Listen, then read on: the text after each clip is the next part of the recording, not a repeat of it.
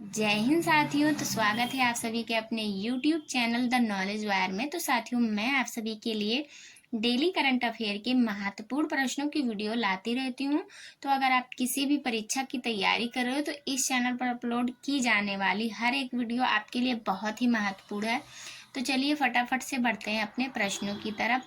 और हाँ, अभी तक जिन्होंने चैनल को सब्सक्राइब नहीं किया है, चैनल को सब्सक्राइब करें, वीडियो को लाइक करें और अपने दोस्तों तक ज़्यादा से ज़्यादा शेयर करें।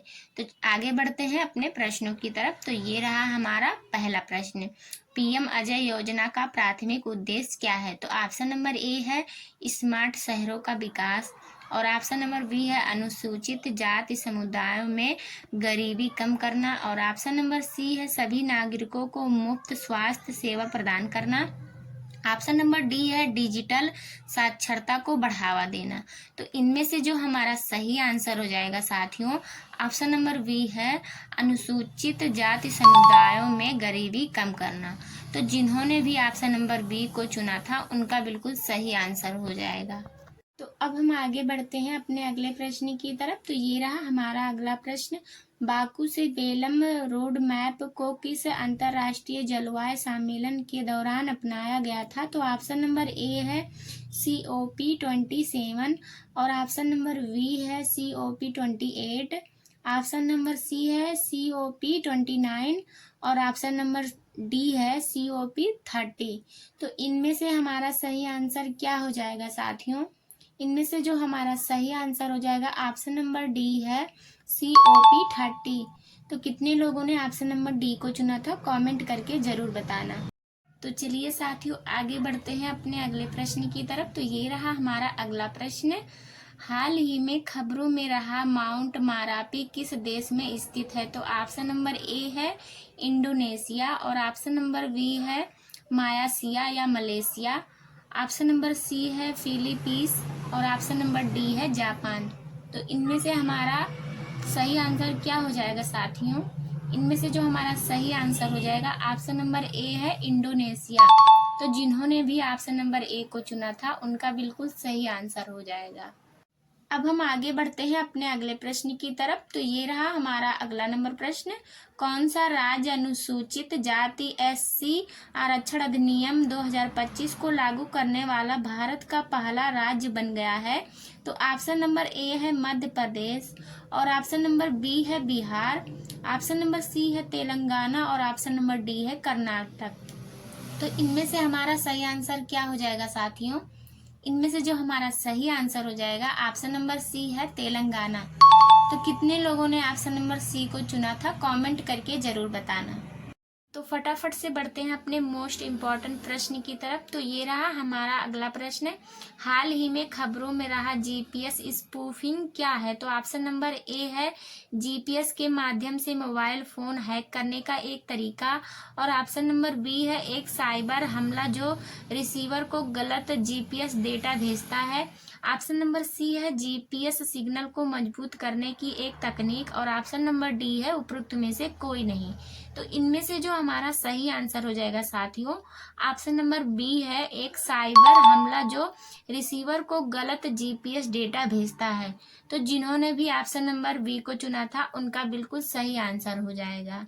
तो साथियों, आगे बढ़ते हैं अपने अगले प्रश्न की तरफ। तो ये रहा हमारा अगला प्रश्न। हाल ही में खबरों में रही टॉर्स KEPD 350 किस प्रकार की मिसाइल है? तो ऑप्शन नंबर ए है सतह से हवा में मार करने वाली मिसाइल, ऑप्शन नंबर बी है लंबी दूरी की क्रूज मिसाइल, और ऑप्शन नंबर सी है टैंक रोधी मिसाइल, ऑप्शन नंबर डी है कम दूरी की बैलिस्टिक मिसाइल। तो इनमें से हमारा सही आंसर क्या हो जाएगा साथियों? इनमें से जो हमारा सही आंसर हो जाएगा ऑप्शन नंबर बी है लंबी दूरी की क्रूज मिसाइल। तो कितने लोगों ने ऑप्शन नंबर बी को चुना था, कमेंट करके जरूर बताना। तो साथियों, फटाफट से बढ़ते हैं अपने अगले प्रश्न की तरफ। तो ये रहा हमारा अगला नंबर प्रश्न।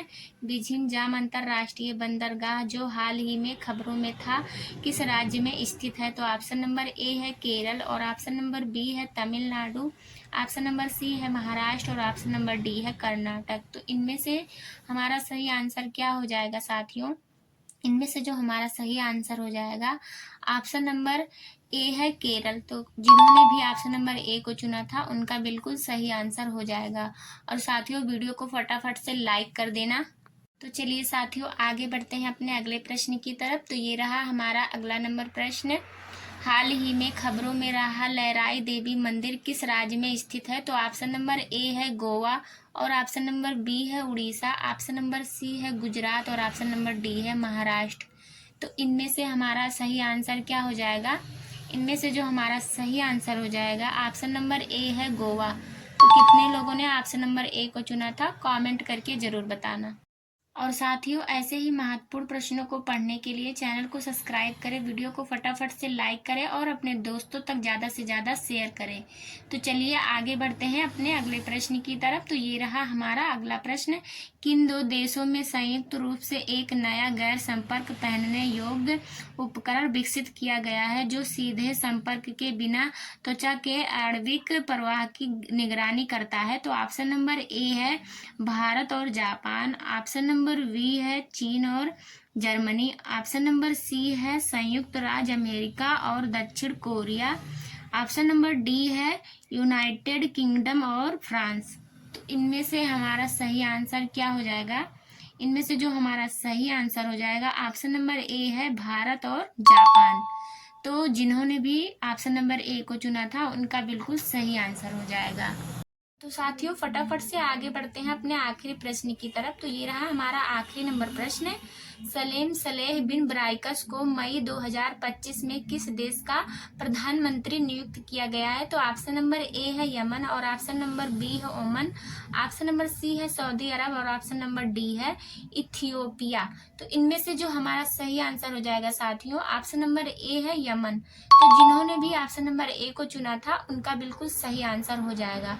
और साथियों ऐसे ही प्रश्नों को पढ़ने के लिए चैनल को सब्सक्राइब जरूर करें। और साथियों क्लास कैसी लगती है एक बार कमेंट करके जरूर बताना। तो चलिए वीडियो को यहीं एंड करते हैं, मिलते हैं नेक्स्ट वीडियो में, तब तक के लिए जय हिंद साथियों।